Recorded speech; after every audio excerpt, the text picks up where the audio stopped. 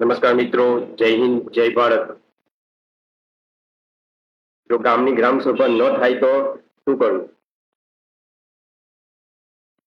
ગામની ગ્રામ સભા મુખ્ય ઉદ્દેશ કે ગામનો વિકાસ, ગામના તમામ લોકો એમાં ભાગ લઈ શકે છે. ગ્રામ સભા દરેક ગામ વર્ષમાં ઓછામાં ઓછી 4 વખત ફરજિયાત હોય છે. આ નિયમ ગુજરાત અધિનિયમ 1993 હેઠળ છે.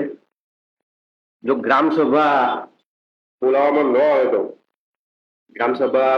ન આવે તો શું કરવું? તલાટી અને સરપંચ સામે તાલુકા વિકાસ અધિકારી એટલે ટીડીઓ અને જિલ્લા વિકાસ અધિકારી એટલે ડીડીઓ ને તમે લેખિતમાં ફરિયાદ પણ કરી શકો છો અને અરજી પણ કરી શકો છો. આરટીઆઈ થ્રુ તમે માહિતી પણ માંગી શકો છો. ગ્રામ સભા કેમ જરૂરી છે? ગ્રામ સભા એટલા માટે જરૂરી છે કે ગામનો વિકાસ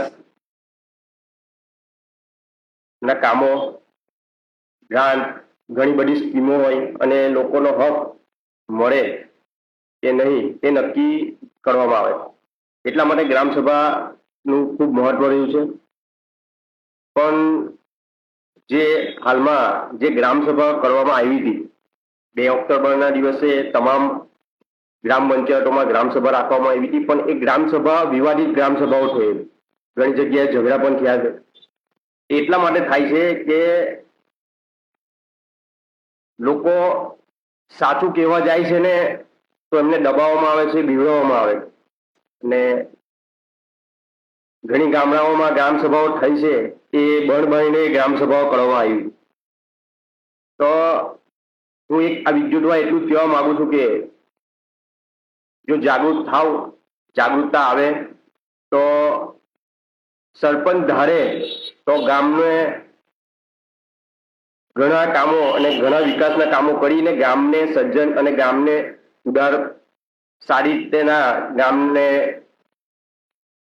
તમામ સુવિધાઓ પૂરી પાડી શકે. પણ ઘણા ગામડાઓમાં તમે જોતા આવ્યા છો કે ખાલી વિકાસ સરપંચ અને સભ્યો એમના મળતિયાઓનો ખાલી વિકાસ થતો હોય છે. હાલ જે ગ્રામ સભા હતી એ ગ્રામ સભા બોલાવવામાં 7 દિવસ પહેલા લોકોને જાણ કરવાની હોય છે અને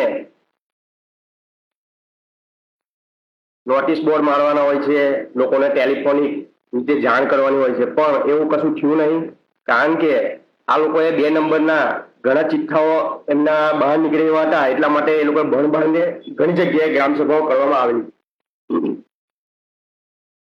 તો એની